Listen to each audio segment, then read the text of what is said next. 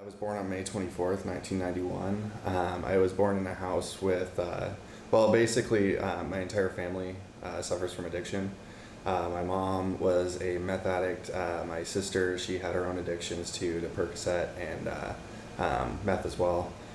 Stepdad was abusive, and I kind of grew up in that household with being surrounded by that.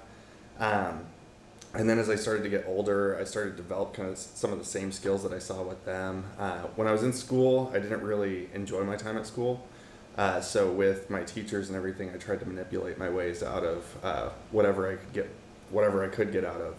And I remember the first time that I was assigned homework was when I was in third grade. And I came home and didn't do it. I went back the next day and I was like, I'm not going to turn this in. I wonder what I'm going to do. And the teacher didn't say anything to me, but that night she called my home and she talked to my stepdad. And my stepdad had asked me about it, and I told him some lie. I don't even remember exactly what the lie was, but I got away with it. And from that point on, I was like, okay, so in order to do anything right, basically all I have to do is not do it and then get out of it some way and manipulate my way out. So basically, I just perfected my art and went through my entire childhood like that. I saw my stepbrother using from a very young age, and he was drug dealing as well. So it was just something, like I said, that I was kind of surrounded by. In my teens, moved on into high school, and I didn't really have a place that I fit in with people. I fit in all over the place, so I kind of just found my groups. I fit in with the jocks, the nerds, the burnouts, especially the burnouts. Just whatever group was available to me at the time, I was adaptable to it. And that's something that I used as a skill for a long time. And, I became a really good networker. I started working at a head shop with my mom whenever I was 16 years old, and a knife shop and all that. So I was really, really good with sales. I learned all my different sales techniques, and it kind of, those were skills that transferred on later on, but that's what I had at the time. So some of the moments in that time frame that impacted me greatly were, I remember when I was really young, I was probably like 13 or 14 years old.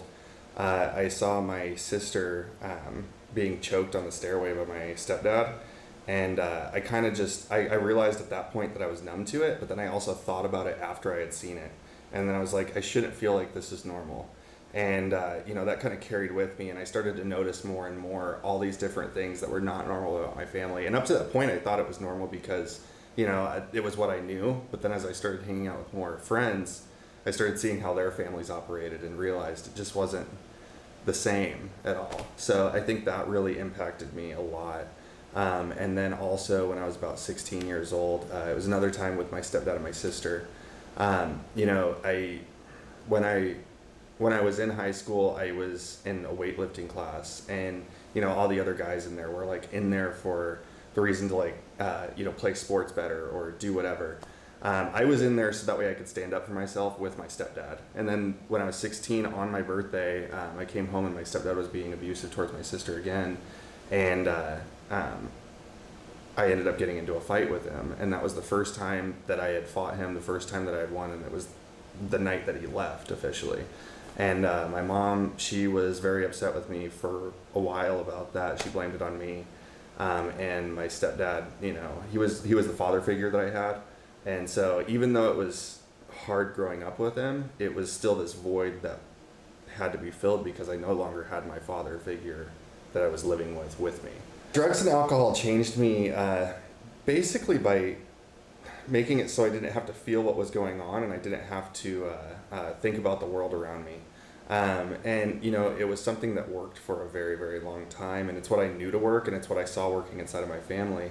I just kind of was able to zone out and do my thing without having to think about any consequences or anything like that.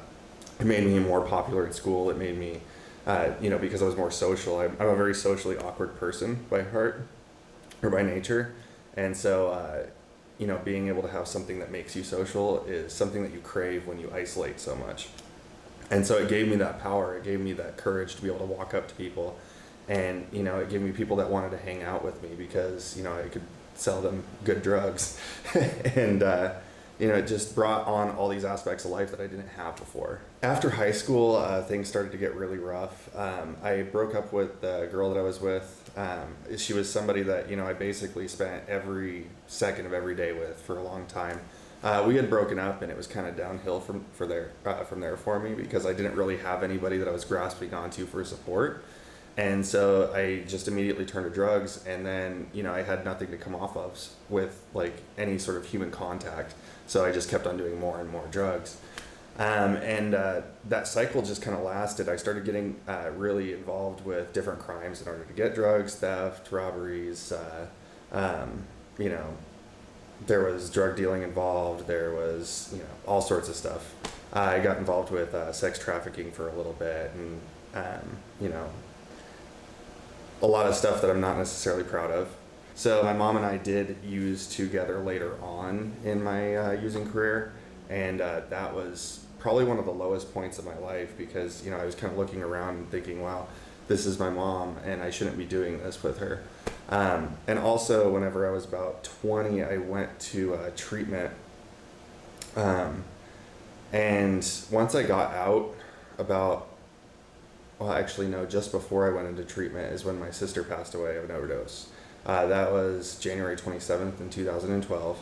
The night before, she had taken about 10 or 11 Percocet, and I was worried about her because she was standing up and falling asleep, and she was trying to eat but couldn't eat and all that, and she just kept on falling out. I ended up calling the ambulance, and when they got there, they said she wasn't bad enough in order for them to take her in. So they let her stay at the house, and then the next morning I woke up and she was blue in the face, and she was gone. And that was a really scary thing for me, but it still wasn't my bottom. Oddly enough, it was. It took a lot more stuff to happen.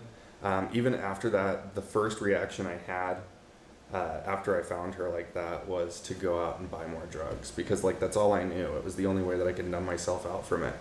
And at the funeral, even, I tried to stay sober through that, and I wasn't able to. So basically, I got up to give the eulogy, and when I was standing there, I just started bursting out in tears, and then I got off the stage and went immediately to the bathroom and shot dope again.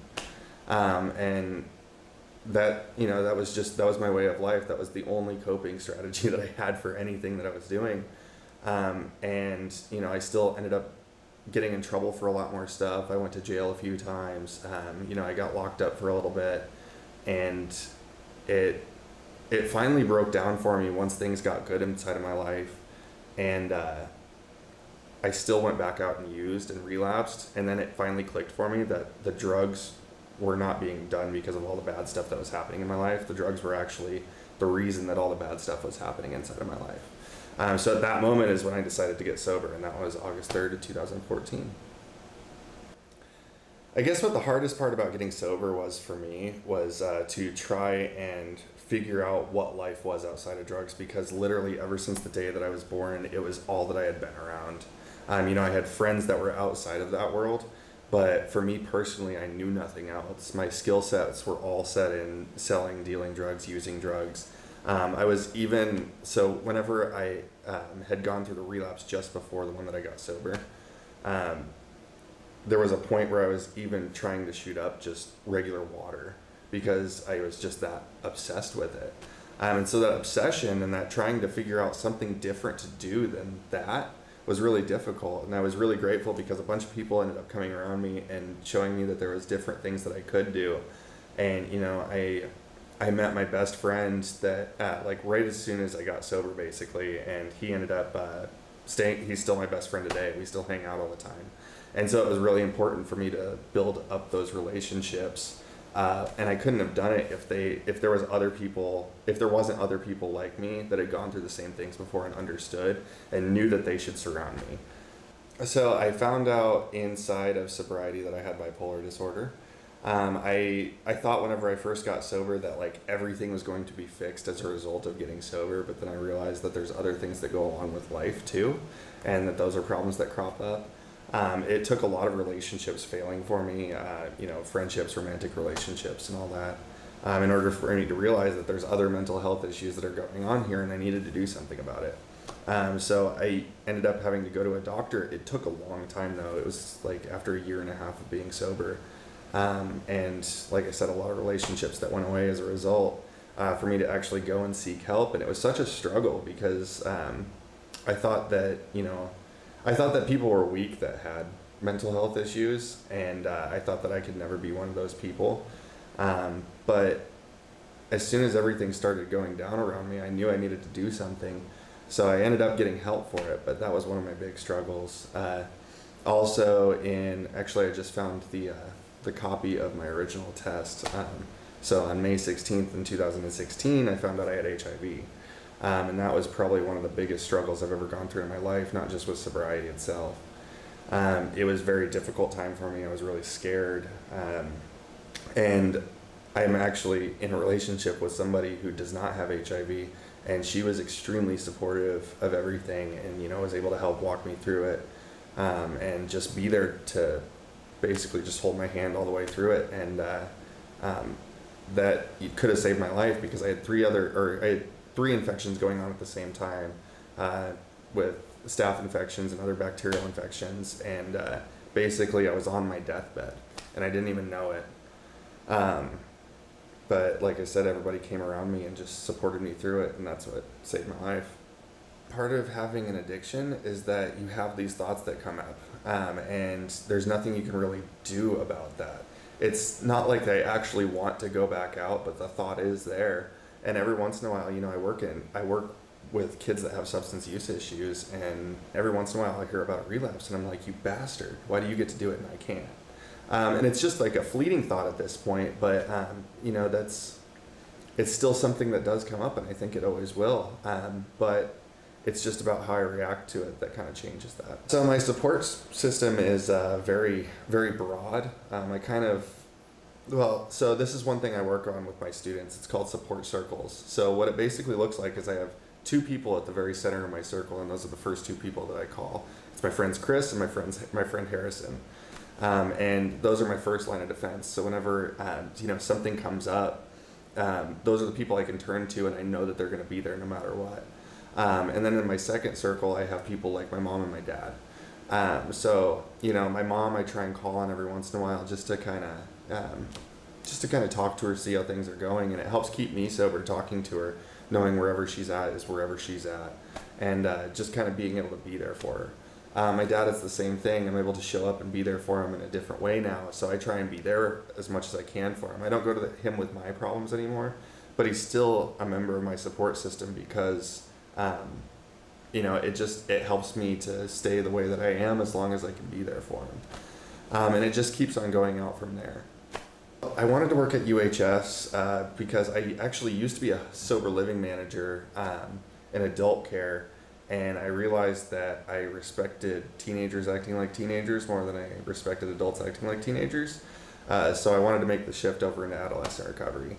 And I heard about this opportunity opening up, and I just decided, I'm going to just give it a shot. I don't know if I'm actually going to make it. I had 2 warrants out for my arrest at the time, and I filled out my resume, and I was like, all right, this is up to God right now.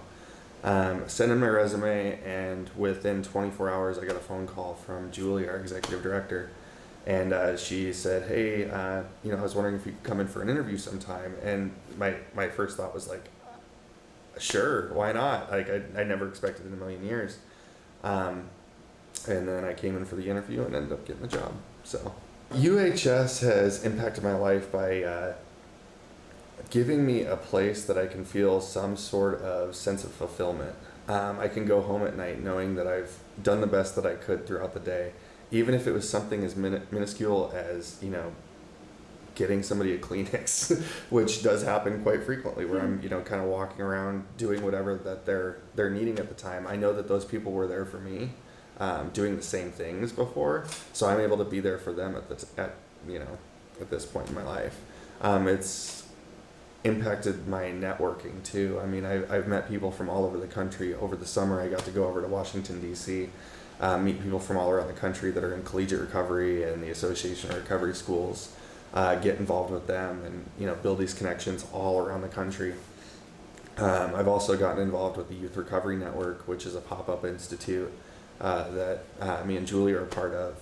And I get to help the recovery community throughout Austin build this network where people can go to whenever they're looking for adolescent treatment or treatment as a young adult, and know what they're doing too, because that's one of the things that's really hard about the treatment system, is trying to figure out which direction you're going. The services are there, they just don't know where they are. So, it's really cool that I've been able to use all of my experience to go ahead and help another person. So my life's changed drastically. I'm allowed to work in a high school now. I guess that's one thing that's, kind of changed. I don't have to worry about going to jail or anything like that. I'm actually friends with one of my arresting officers, which is very, very crazy to me.